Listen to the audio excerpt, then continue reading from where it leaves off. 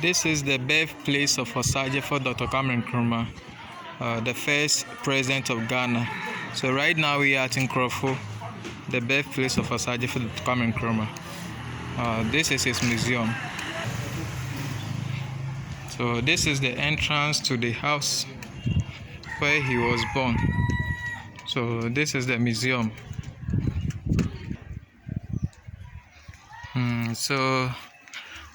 This is the compound of for Dr. Kwame Nkrumah. We have only two structures here.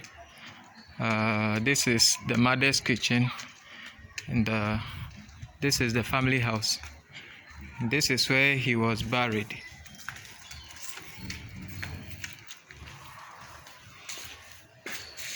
This is where he was buried before his body was exhumed to Accra during President Warren's time. So let's see what is in the mother's kitchen. It's just a few meters from where he was buried. His mother's name is Elizabeth Nyaneba. So this is Nyaneba's kitchen. So inside the kitchen, we have some of the original utensils that the mother was using. The utensils were many, but when they were taking the body to Accra, they took some of the utensils along. So you can imagine as old as these pots are, because Dr. Kwame Nkrumah hopefully ate from these pots.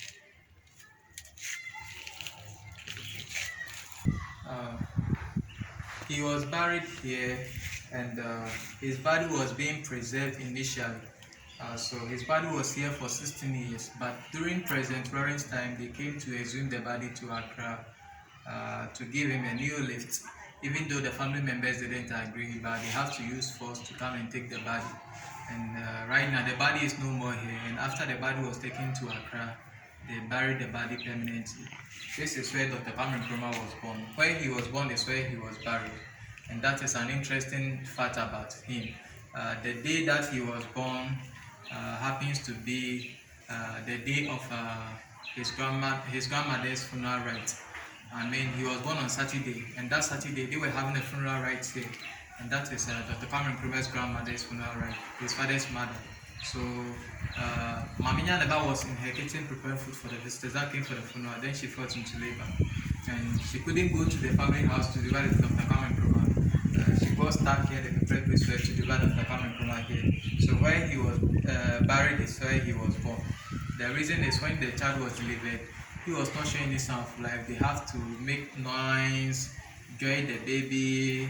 He was being joyted, and later they have to stuff banana to the day-old baby.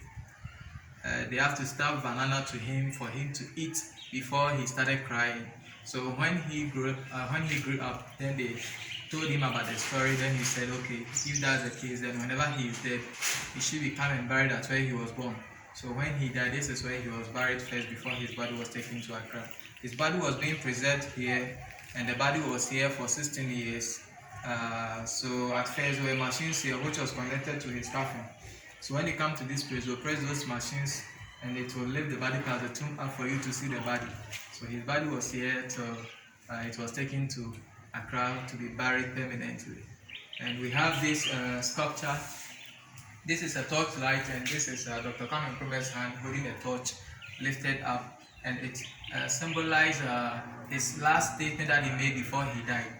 Dr. Kwame Nkrumah died in Romania. After his overthrow in 1966, he went to stay in Guinea with his friend Sekou Touré. So he was there till he fell sick, and they moved him from Guinea to Romania for further treatment. So when they got to Romania, within some short time, then he died. And when he was about to die, he made a statement written on the wall here before he died. And the statement is, as far as I'm concerned, I mean, the knowledge that death can never extinguish the torch which has lit in Ghana and Africa. Long after I'm dead and gone, the light will continue to burn and be born aloft, giving light and guidance to all people.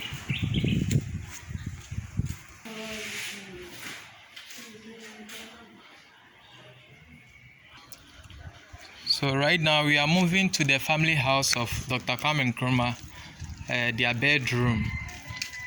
So this is the family house of Dr. Kwame Nkrumah, where they stay.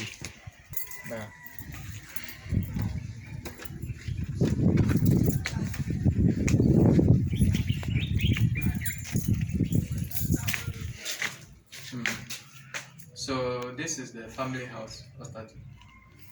So this is the family house. It's 2 bedrooms on here. 2 bedrooms, and this is a hall. And this is the picture. This is the picture of Dr. Kwame Nkrumah's mother, Mama Nyaneba, Elizabeth Nyaneba. And this is Dr. Kwame Nkrumah's picture. Unfortunately, we don't have his father's picture. His father was the one called Nkrumah. We pronounce it Ngoloma.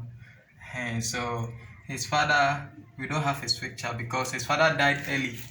His father died early in 1926, and at that time it was very difficult to have a camera in villages, and that is the reason how we don't have the picture of the father.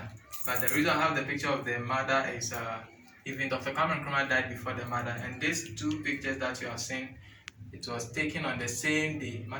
It was taken on the same day that Dr. Kwame Nkrumah returned to Gold Coast.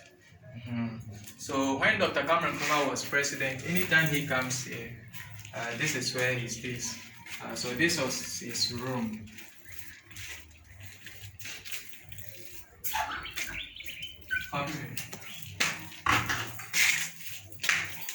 And this was his original bed that he was using. Some of his staffs were here, but when they were taking the body to Accra, they took some along. So it was only this bed that was left here.